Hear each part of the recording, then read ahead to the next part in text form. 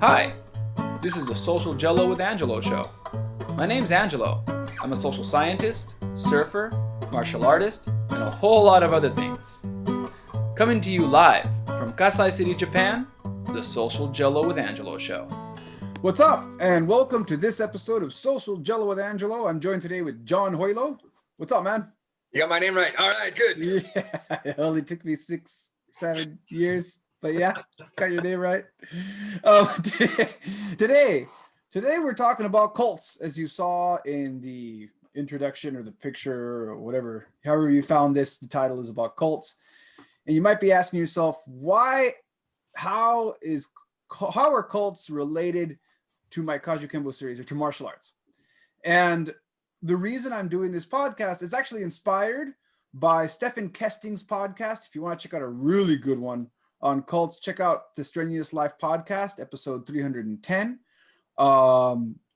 where he talks about martial arts cults with Matt Espion and Espion Kirtley. I probably messed up his guest's name really bad there. You got to work on He talks about BJJ and cults. At least I got your name right. And I know you. I don't know this other guy. I do know Stephen Kesting, though. He's a great guy. I had to get his name right. So yeah, Stephen Kesting's podcast, Strenuous Life podcast, number 310. And he just kind of went into this thing about martial arts and cults. And it got me thinking about cults in general. And some of the things he mentioned in there. He mentioned some really interesting facts I didn't know. One of them being that the head Gracie guy, the original Gracie founder, one of the ways he would get money to fund the tournaments was he was a spiritual advisor. Yeah, that shocked me too, man. Did you hear the podcast? Did you hear it? I heard most. I told you before, I typically don't watch podcasts or listen to podcasts. I'm a hypocrite, I know, but I heard that and that really shocked me. I had no clue. Yeah, me either. That was all new information. So he was a spiritual advisor, and he would claim to be able to speak to the spiritual world, the spirits, and he would give advice to rich people. And it just so happened that sometimes the spirits would ask for some money for tournaments. You do what you got to do, I guess. Yeah.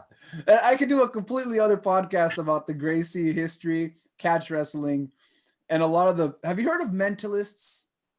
I've heard the name. I've never really looked up the official definition. Okay. And I think this is really important to talk about cults and mentalists. Mm-hmm. I've been reading a book lately called Mass Hypnotism.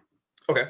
And it's about mentalism. Mentalism is a little different from psychology. Mentalists use tools from psychology to be able to trick crowds into believing things. Mentalists and hypnotists do very similar things. In fact, a lot of mentalists also study hypnotism. And what they explain, it's not so much like voodoo or magic. What it is certain psychological cues to get people to believe something, even when they all can say that most likely it's not true. But they work these psychological mechanisms into feeding what drives us as humans. There's certain things that always drive us. Now, is that always a negative term as a mentalist? Because I imagine the stage magician, for example, could use mentalism as part of their show. Exactly. In fact, most stage magicians studied mentalism. All right. So mentalism is essentially using psychology for personal gain. Well, a psychologist would try to help people or maybe talk to groups of people to try to give them stuff to help them. A mentalist will use that. Sometimes it'll help them, sometimes it won't. But the final goal is for their gain, right? Which is what psychologists would consider unethical. We're supposed to be helping people. We kind of take the same. Is it called the Hippocratic Oath? I think it is at doctors. It's Hippocratic. Yeah. For doctors, yeah. Yeah, for doctors. Psychologists have to do the same thing when they get their doctorate. Like, I had no harm to always help. Yeah, and that's why psychologists have to help all kinds of clients, even criminals. Mm-hmm. Once you become a psychologist, you take that oath. So mentalists don't. They do whatever they want. They're kind of like the cowboys of the psychology realm. So what does all this have to do with martial arts? Well, if you look at cults and the environment that's needed for a cult, and you look at what a mentalist is, it's a charismatic leader. It's a charismatic leader that is essentially manipulating people for their own personal gain. Now, I want to ask you, when you mentioned that, what is your definition of a cult? Because I talked to people about this, and some of them mentioned some kind of demagogue, some kind of central figure. But the thing is, like, from what I understand, the idea of a cult being a negative thing is only 100, 200 years old. The cult's been around much longer. And I feel like, for example, a lot of Christians will say that Christianity was a cult when it started, and now it's not. Whereas an atheist I've talked to will say that Christianity is a cult now, Islam is a cult, Buddhism is a cult. What is the definition that you're going by when you mention that? So when I talk about the definition of an occult, we have to talk about the social psychological definitions. So in social psychology, really simply put, a cult is any organization that has very low numbers.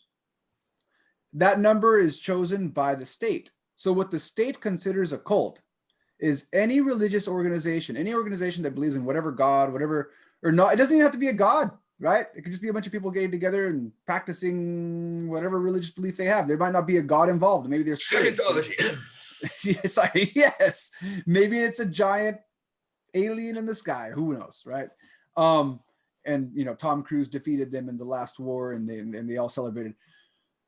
Not naming any names here, but like, again, it has to do with the numbers. So the larger the numbers, then the government will all of a sudden say that's no longer, we'll no longer view this organization as a cult. They're now a religious organization.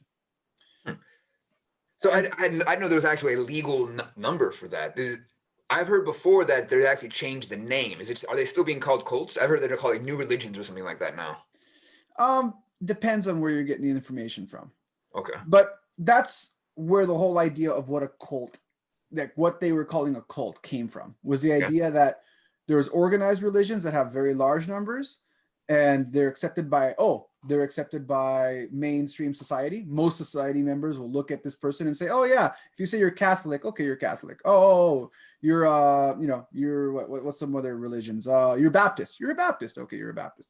But we can always say that there's a big difference between a Baptist and the Westboro Baptist Church. Are they considered a cult? Yes. They are. Because the Westboro Baptist Church, even though they are Baptist, they are a side religion away from being regular. Even regular Baptists say, oh, we're not part of the Westboro Baptist Church, because they're taking the doctrines to a different level to do different things, and they're doing more political activism. And that's where the cult part comes in. Now, kind of clear up, that's what social scientists look at as far as what's a cult and what's not a cult. And you might be thinking to yourself, well, what's the big fucking deal? So they want to go do whatever it is that they're going to do. And maybe it isn't. Maybe it isn't a big deal, right? I think the big deal comes from the damage that's done. So one of the things I'd like to say, I'm going to take a step back away from all these crazy definitions that we just mentioned academically. And I just want to talk about how the cults that actually damage people, when we look at the dynamics behind a cult, like what happened in Jamestown. And if you don't know what happened in Jamestown, that was the whole expression of "don't drink the Kool-Aid," that cult that was led by. Let me clear this up. Let me back this up. First of all, it's not Jamestown; it's Jonestown. And this was part of the People's Temple. So it's not the Kool-Aid one you mentioned was a different cult. We can come back to that later. But the whole Jonestown, mass suicide was one of the most famous ones that happened. I want to say it happened a while back, and the act, it was one of the largest losses of American civilian life until 2001, when the one that we talked about, the Kool-Aid one. But either way, long story short, a bunch of people got together, and it was like 909 people that took cyanide, and women, children, all ended up being convinced by a very charismatic leader that they should commit suicide for the greater good. And if you look at that story, it was a great story. There's a lot of great podcasts on it. And if you read the story, the guy did not start off as a bad guy. He actually did a lot of civil rights movement stuff and helped a lot of poor people in the poor community, and was all about giving money to the poor and getting them out of poverty. And it eventually turned into a commune and turned to mass suicide. So like, there's these more darker elements that come into play. That's what I kind of want to focus on more. Not so much the idea of what is and what isn't a cult, but when is someone using their position of power to take advantage of you? Well, it's interesting the way you put that too, how he did some good things for the civil rights. I feel like, yeah, we've talked about McDojos and such before. I feel like there's a difference between McDojos and cults like this, in that a lot of people in the cults actually they really believe what they're doing. A lot of them come from a realistic place. You know the name Count Dante? No, good. Count Dante was, anybody, you look up his name, you'll find it real fast. In the 80s, maybe 70s, and all the Marvel, DC comics, in the back of the comics was always an advertisement for this guy with an afro doing this. And he said, he'll teach you the dim mak. I think he was the one introducing the dim mak before Frank Dukes was talking about it. And he was psycho. I mean, he changed his name and said that his ancestors were nobles in Spain. And so you got to call me Count now. But apparently before that, he was sick and tired of the religious trappings of traditional martial arts and was trying to move away and to do something else, to break away all that religion. And then suddenly one day he snapped and said, call me Count. And this led to also death as well. The dojo wars, if you look it up, this is something, his dojo and another dojo were fighting so much in each other's property that cops recall, I think, some injuries. It might have been a death or two as well. But like you're saying, from what I heard, at one point, he was trying to do something real, not like a fake person. He was actually trying to do something good. And that's when the people go to this cult thinking of being something they're not. Oh, wow. And like, again, I guess it doesn't always have to be a death. Death and injury are the extreme cases of the damage caused by cults. Yeah, It doesn't always have to be death and injury. I mean, one of the things that's really common with cults, and what I would like to define in this podcast as a cult, is not so much the numbers, but the manipulation. That's what I really want to get after. So like for the sake of this podcast, and whenever we talk about psychology, we talk about definitions. For the sake of this podcast, I would like to say that a cult is any organization, whether it's religious or not, that the person in power is essentially trying to manipulate people for their own personal gain without their own interests, for their own personal interests, and not the interests of their students or followers for that matter.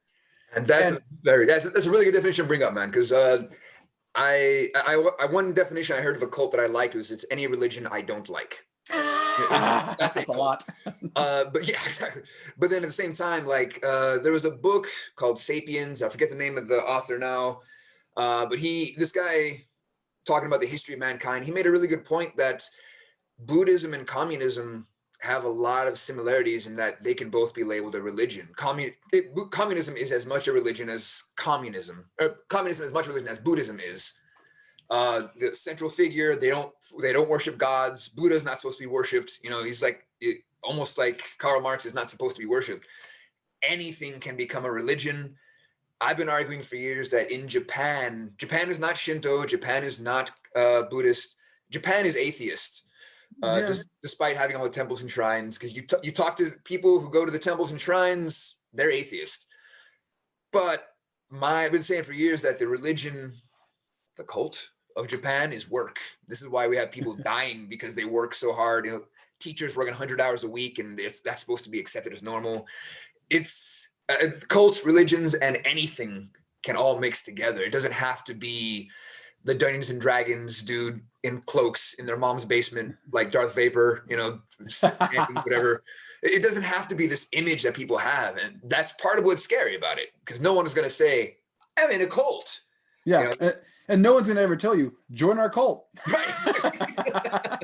Here's our pamphlet, join our cult. Right? No one's ever going to do that. Exactly. And that's the scary part about cults, right? So that's why I'm making this podcast is, I think a lot of times, and what I really want to go after is this whole idea, just like Stefano's going after, is maybe a lot of times us as martial arts instructors, we're in a position where we can damage our students by going beyond, like, and Stefano always says this, I'm a martial arts instructor. I can teach you martial arts.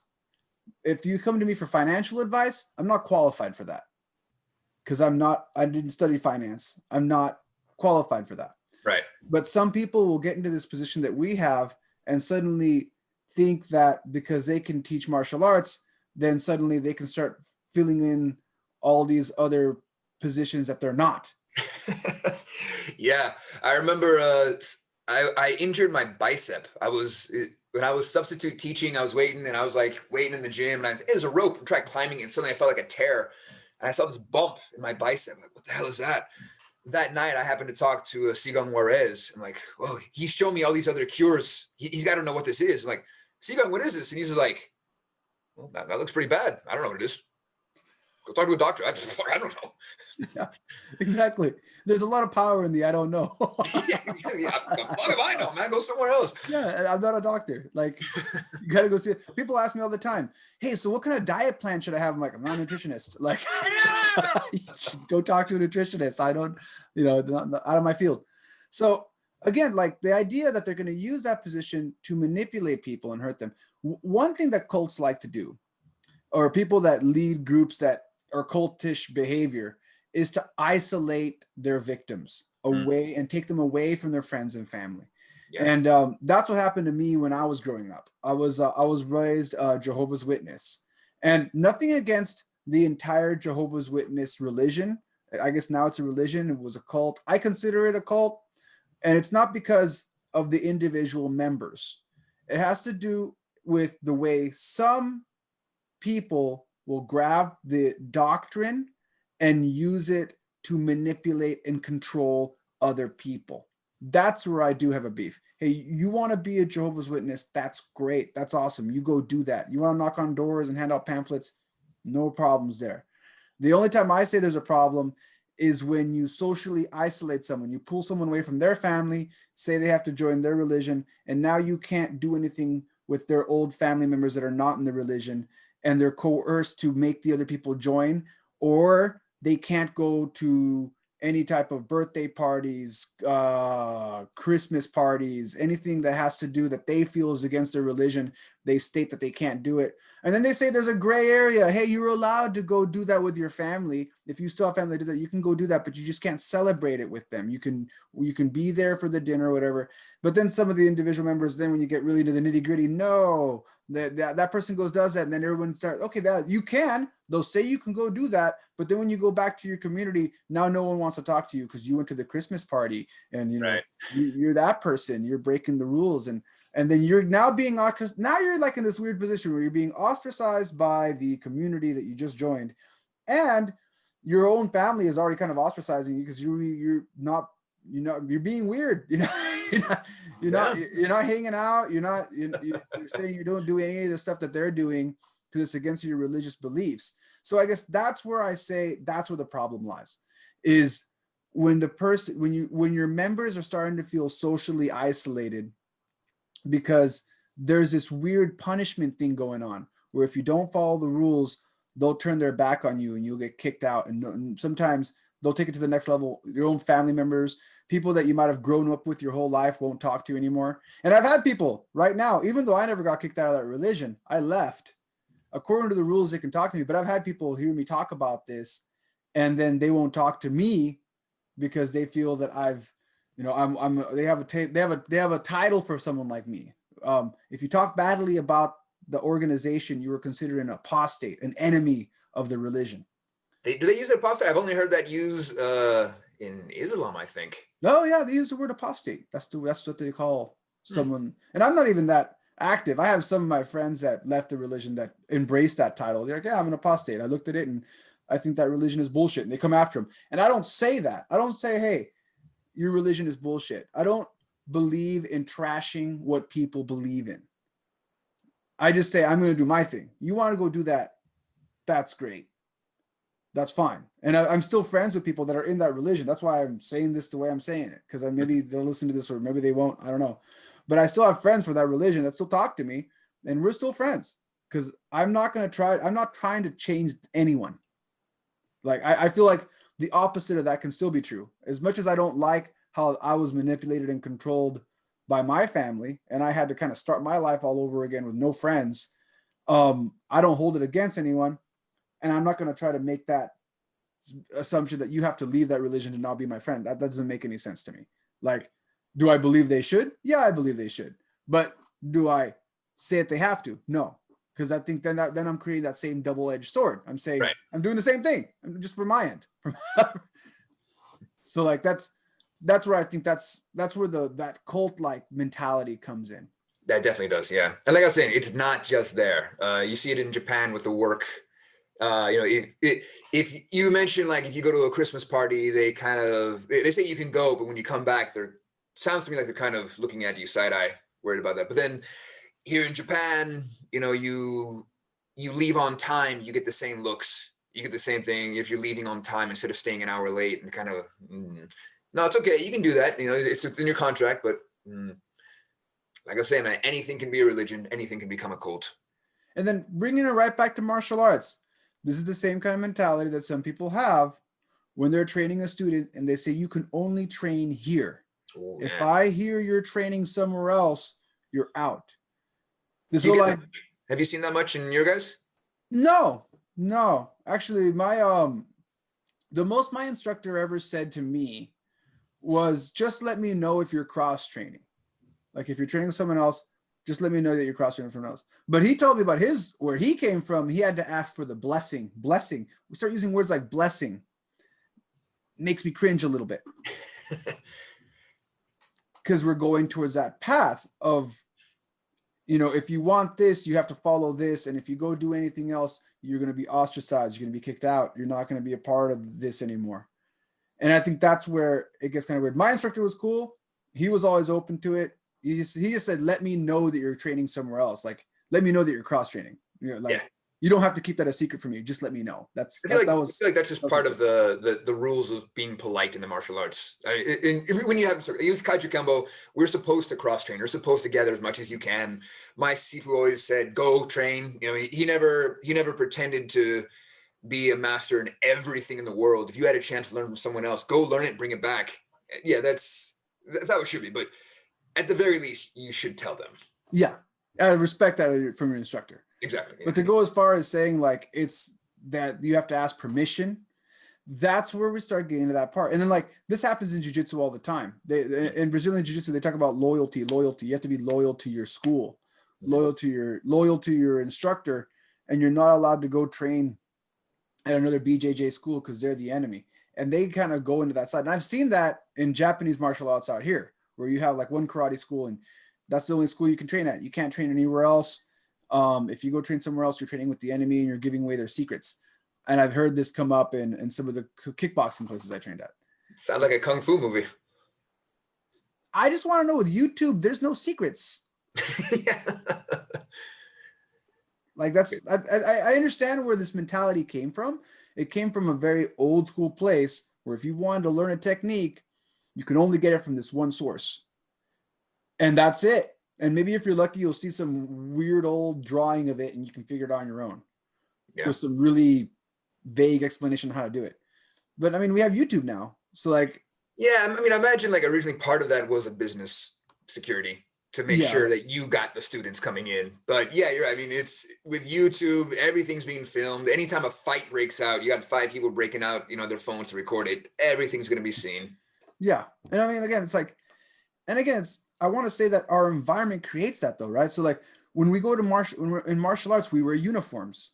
And that's another thing they talk about in cults is they have uniforms. If you look at the more hardcore cults, they always have uniforms because it brings in conformity, right? Yeah. And I remember my dad used to always make fun of me before I go to Kajukenbo class. He's like, "Oh, you're putting on your robes again?"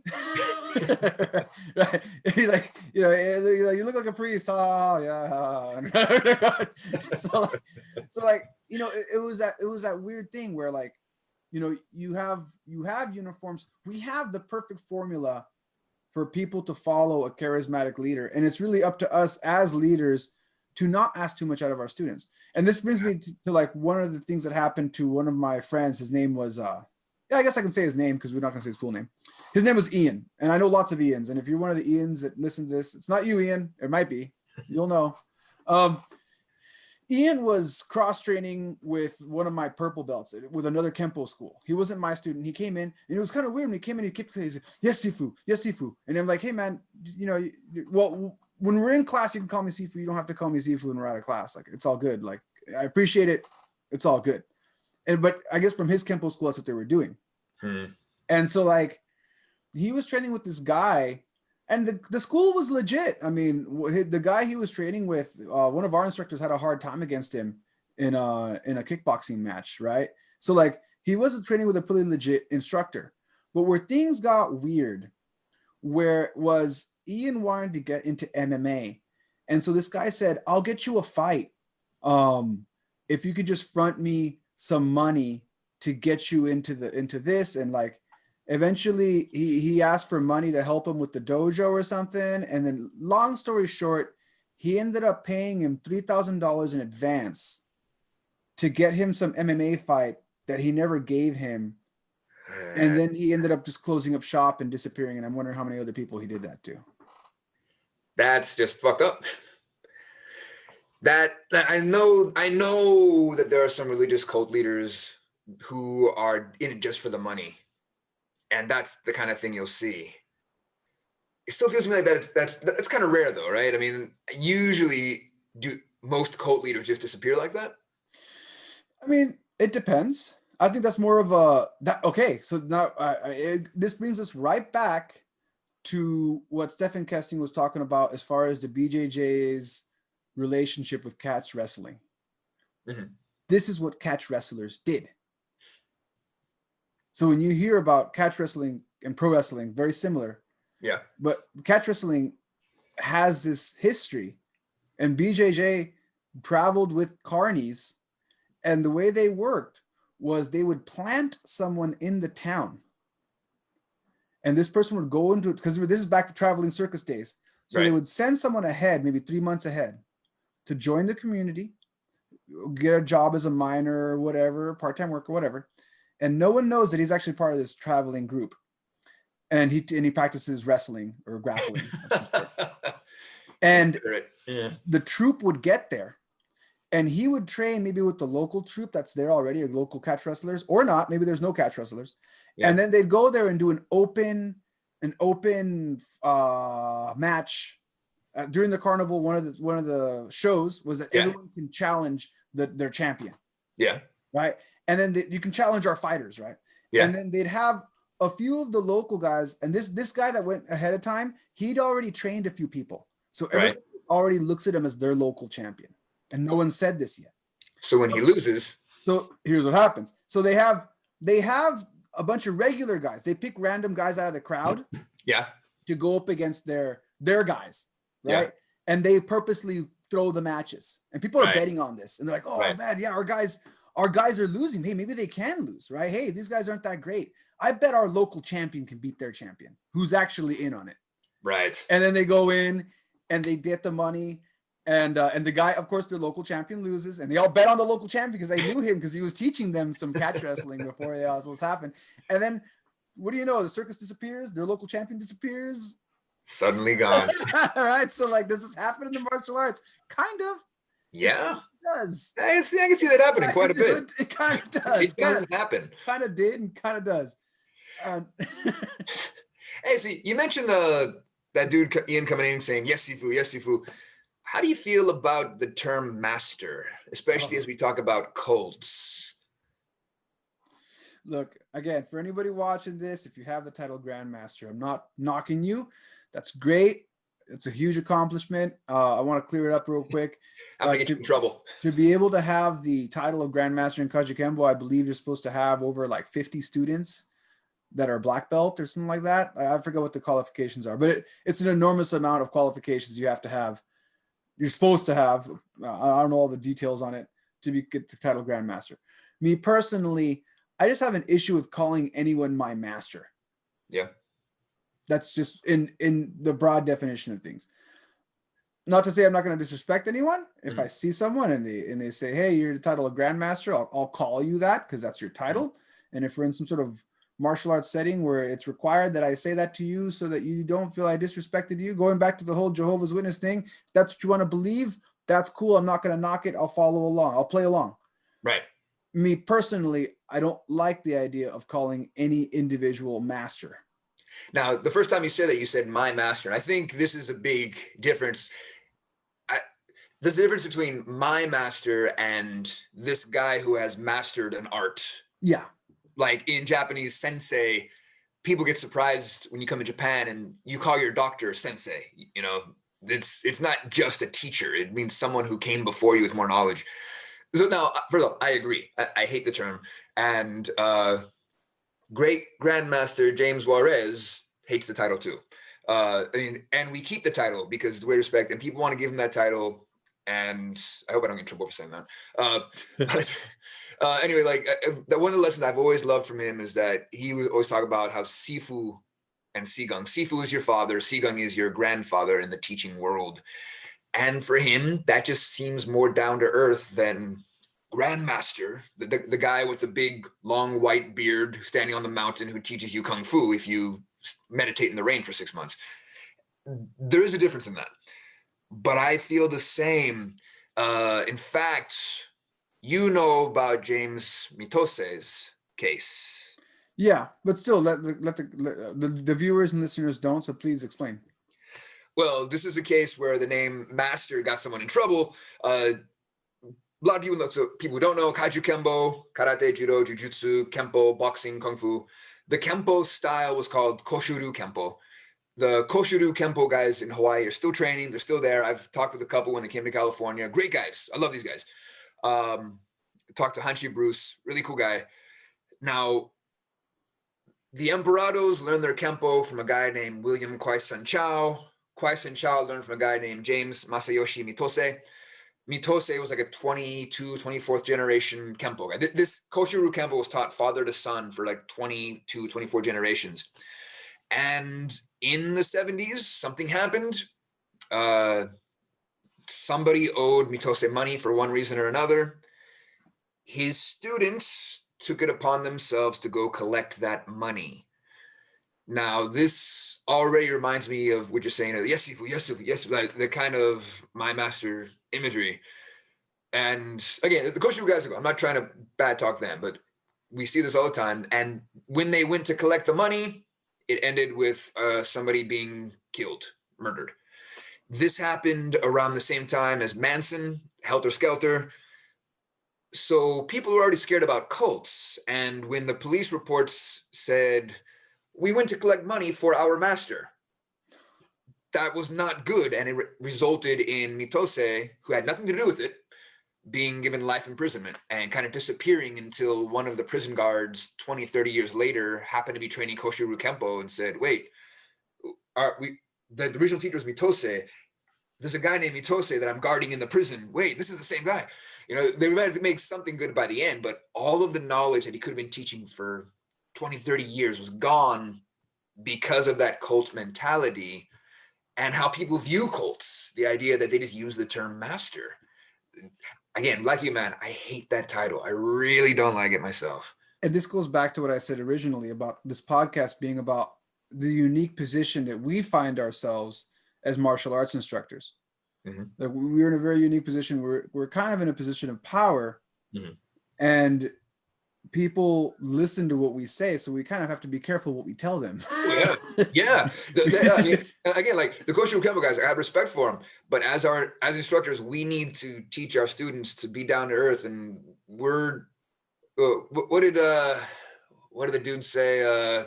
Need more Kaba. What did Christopher Walken say? I put my pants on like everyone else, but something about golden underwear or something like that. Or I sell golden records or something like that.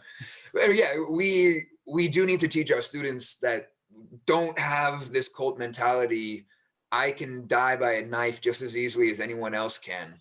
We're not gods. We're not. This is the cool thing, the mentality of the martial arts. Outside of Kajukenbo, we see things like the no-touch masters and the gurus and stuff who have all of these followers. One of my favorite stories, again, in Kajukenbo, I've been doing my podcast about Grandmaster Gaylord, and I use that title. That's his official title, and I respect him for who and what he was. One of my favorites was we were interviewing Barbara Bones, how they were going to a black belt workout, and here's Gaylord walking up, surrounded by all these tough-looking black belts, and then this woman who they don't know happens to be a Kajukenbo practitioner comes up, goes behind Gaylord and does this and goes, guess who? Grandmaster Gaylord loved it. it's Barbara, and it's so happy. But meanwhile, the whole entourage is like, the hell's going on? Who's this woman? They were ready, to lay down. Yeah, I mean, that's exactly the kind of thing that happens, right? Where people are ready, like you said, to throw down. And maybe in a situation where you don't need to throw down. Right. And again, it's about the idea of hurting people, right? The idea where people can get hurt. Again, it's not so much about the labels of what it is that we're calling or not calling a cult. It's about people getting hurt or taking advantage of, I think is the big one. I was watching this thing, I'll call them out because I don't give a fuck, called Mind Valley Fitness. This is thing that's been coming up on my Facebook. And it's because I always share martial arts stuff. So the algorithm is always trying to share martial arts fitness stuff with me. Yeah. And it's been showing me this thing for Mind Valley Fitness. And at first I was like, all right, this is interesting. The guy's talking about breathing techniques and a bunch of nutritional advice about how they lost a bunch of weight using whatever fitness program that he's talking about. The way he was talking was hitting a lot of the same things that I just talked about. He was very charismatic, very energetic, talking really fast, talking about money, success, making yourself better, being better for your family. When you hear someone talking like this, these are all talking points from mass hypnotism. Doesn't Scientology do the same thing? I heard they do the breathing exercises, the how to be healthy, and all cultish places. That's why I said it's weird because we do that. Hey, I'm going to say Kajukenbo, we do little breathing exercises and stuff. We stretch out. It's part of yoga. But this idea, because there's a physiological response to that, right? People are more in a suggestive state after they've been breathing, right? And that kind of stuff. So, but again, when we start talking, especially the money, becoming more financially successful, taking care of your family, get in shape. When you hear someone on a video talking about these three things, these are part of our basic needs. And in what they talked about it in my mass hypnotism book is when you talk about these things, it makes people listen. And they start, maybe they're not even paying attention, and that's the best thing to do is to try to make it so that it's in their subconscious, it's not in the forefront of their consciousness. Right. Mention these things to get their subconscious going, because these are our primal drives that start getting checked. And when I was listening to this guy talk, I'm like, oh, he's checking all the right boxes here. What's going on? I'm gonna watch this video and see what's up. And I watched the video and I didn't say anything. And then another video came up, and finally, I kept watching the different videos until I came across a video where he starts talking about being able to channel energies. Right? And remember, you sign up for this program for a low rate of $5.99 or whatever a month. Of course. Right? So there's financial gain. Again, what are we talking about here? It's all good if you want to create a real good fitness program. It's got good fitness in there. But some of the things he was saying it was for his fitness just kind of didn't make sense. He's like, I'll show you a 5-minute workout that you can do 2 times a week and you're going to lose weight. Right? Just that, instead of just, whenever I come across these videos, the videos I like, hey, I can give you a program where you work out 30 minutes a day and it's not going to be that strenuous for you. 5 days a week. It's not going to be too tough and you'll be able to maintain your weight. That's right. All within the science that I've studied. If he would have said those things, I would have been like, okay, yeah, that follows the science. That's following the science that most doctors would say. It's not magic. It's not voodoo. It's been researched over and over again. Maybe it's something simple. Maybe it's walking. Maybe it's breathing. Maybe it's yoga. Whatever it is, you can work that regular formula. But one of the key things that made my spider senses tingle was when he said 10 minutes. I'm like, that's not possible unless you're doing something else. Right. And then as I started going through, I'm like, oh, okay, he's going through some weird fasting thing. Okay, wait a second. And then when I got to that channeling video, let me help you. First it was like, okay, I'm this guy who just wants to help you with health. Now I'm this guru. And I think the word guru even came up. I'm not positive on that, but that kind of started. And then when I started seeing the comments, oh yeah, I talked to my uncle who's passed away and they gave me this advice. And he said, oh, I can show you how to really channel more people to help you with your financial success. And I'm like, going back to Gracie and talking to the spirits for money. So, and getting money for his tournaments. So again, these are the things, as we're getting ready to wrap up the podcast, these are the things that I just hope that the person watching or listening to this podcast will see what I'm not really talking about the organization itself. Mm-hmm. I don't care what the organization is, but if you come across something That's clicking off your subconscious drives of money, love, power, and success. If you hear these things come up in a video, if you hear someone talking to you about these things, if you see a charismatic leader bringing this stuff up, you really have to be careful. Yeah. That what they're selling you, they're selling you something. That these are cues that they're trying to sell you something. And if it's something that you want to buy and you feel that's going to help you, great. But you do got to be careful because this person is trying to do this to manipulate you. So be on your guard. I guess that's what I really want to say for this podcast is be on your guard when you hear these subconscious cues coming up. Yeah. Luckily, as martial artists, we don't make much money. So Yeah. No, we don't. Or, yeah. Easy to tell we're not parts of cults. We'd be much richer if we were. Well, is there anything you want to add, John?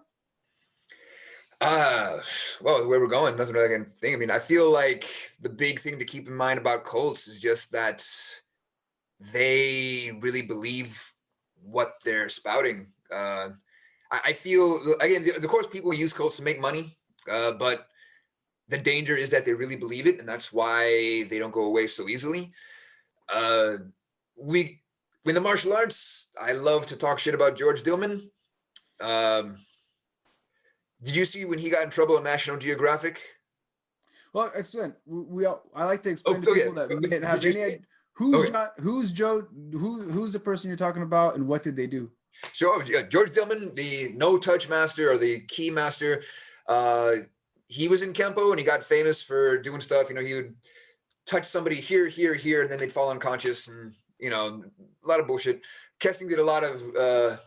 He mentioned a lot of cool things on his podcast about like yellow bamboo, and a lot of people they believe that controlling the key, you can knock people back and everything. Dillman got interviewed by National Geographic, and my understanding is, with his permission, he let a skeptic be the target of some of this bullshit. So some of his students went up and tried to do it, and of course, it did not work on the skeptic. He still has a lot of students, and I think this is dangerous because that's different from someone like Uri Geller. Anybody who doesn't know Uri Geller, he was the guy who claimed to be telekinetic. He can bend spoons, and in like 50 years ago or something, maybe 40 years ago, he was on the Johnny Carson show, and Johnny Carson put him on blast and proved him to be a fraud. He tricked him into saying, well, here's some spoons, go ahead and bend something, but he didn't let him prepare for the trick, so he couldn't do it. The difference being that Uri Geller was trying to trick people, and he would not be willing to do this on live television like that. Whereas Dillman, he was willing to say, yeah, go ahead, let my guys try this on a skeptic on television. Which one is more dangerous? A lot of more martial artists know about George Dillman, and he still has a student base. That's that cult mentality, because he really believes that this is working. A lot of people blame Christianity and Islam. They say, it's all grab for money. The people believe what they're preaching. They believe that they are on the good side, and that's where the danger can come up. Yeah, and I think with martial arts, one of the final thoughts I have with martial arts and why it can be so dangerous, not so much the money part.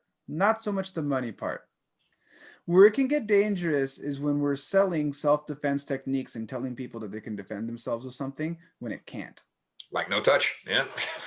That's when the harm that's where the physical harm can come in, where we're essentially creating false confidence in someone, telling them they're going to be okay, they're going to be able to keep their family safe, and they can't. And I think that's one of the things that a lot of people on YouTube, I know Ramsey Dewey's been a big proponent of being anti bullshito. Like he's a militant when it comes to like, I can't believe this shit. Like, it doesn't say it. That's where he got his whole idea for this women's self-defense series.